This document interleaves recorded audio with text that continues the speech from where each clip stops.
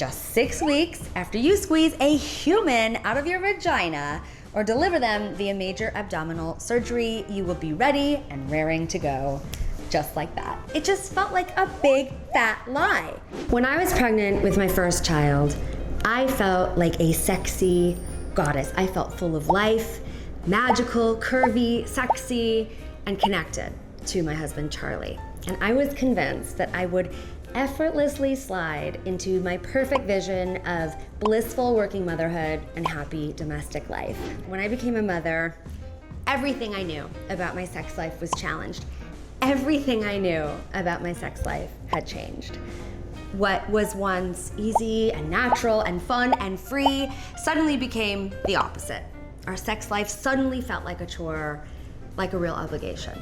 And this freaked me out because sex had always been an outlet where I would express myself and really just enjoy myself. I thought I'd be raring to get back in the saddle at 6 weeks. The biggest lie we've been told about sex after having a baby, and that is that 6 weeks after delivering, you'll be ready for your sex life to return. Yes, just 6 weeks after you squeeze a human out of your vagina or deliver them via major abdominal surgery, you will be ready and raring to go.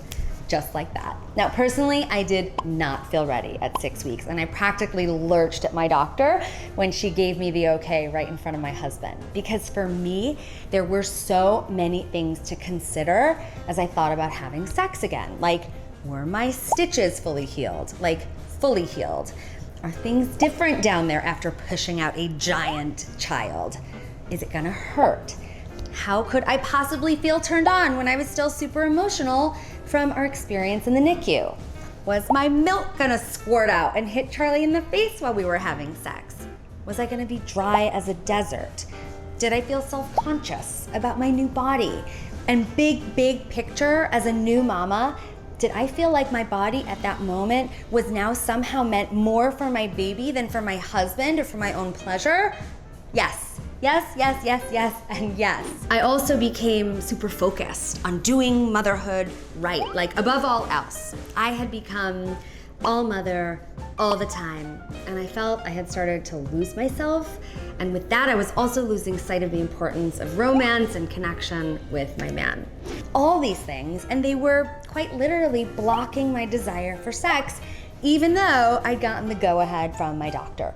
Okay, maybe our bodies are technically ready for intercourse after just 6 weeks. And for some, I know that's true and it's not a big deal. It just felt like a big fat lie. And it puts so much unnecessary pressure on us as women. So I say, F the 6 week lie, and let's just give ourselves a moment. And I get that your partner may feel left out and may not understand where you're at emotionally and physically.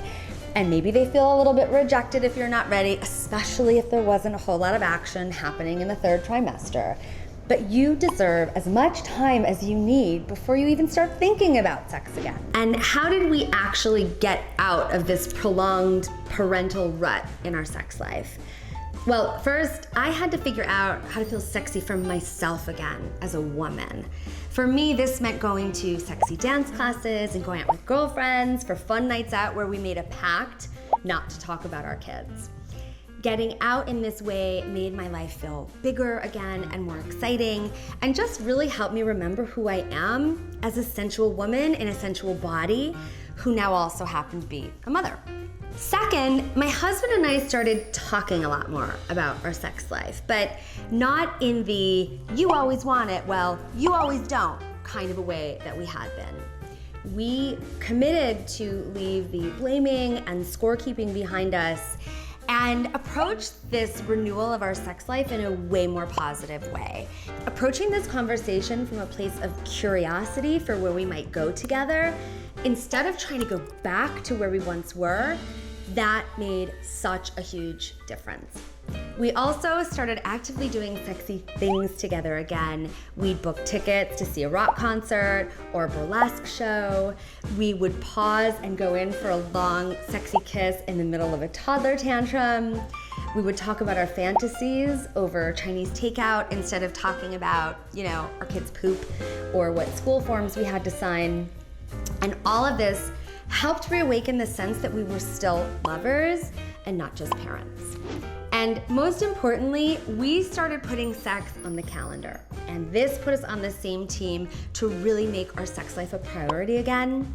And planning sex not only helped me manage my energy and prepare mentally and physically to show up with excitement, but it also helped us take our sex life to the next level, because when we planned for it, we'd have time to think about it and anticipate it and brainstorm, like, what do we want to try this time? How are we feeling? What are we up for? And so this brought a lot of fresh creativity and pleasure back into the bedroom. Honest truth is that Charlie and I didn't return to actual intercourse for at least 3 months after each of our babies were born. I gave myself the time I needed to mend, to adjust, to figure out my new body and my feelings. And also, until I was ready, I was happy to satisfy my husband's desires without needing to receive. And there were also times where I explored pleasure and orgasm with Charlie without penetration. And that was a great baby step to reconnecting to my body and overcoming those mental challenges that I talked about.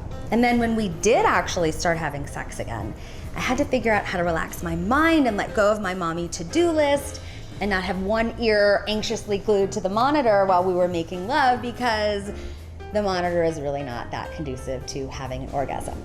And lube, so much lubricant. So look, I didn't snap my fingers and rehab our sex life overnight. I was scared that it was lost and that I wouldn't be able to find it within myself again. And so it was a real process.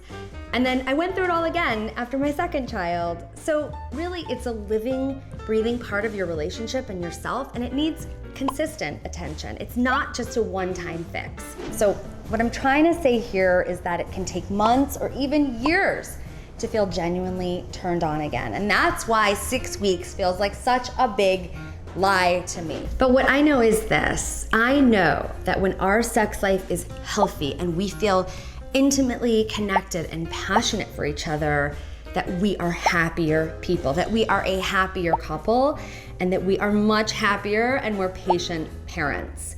And that with a little bit of open communication and effort and creativity, and by placing a little bit of structure around this incredibly important part of your relationship, that having an amazing sex life after kids is totally possible. So I hope this inspires you and that you'll practice some of what I shared here in your own relationship. Let me know if you have any questions in the comments below, and thanks for watching.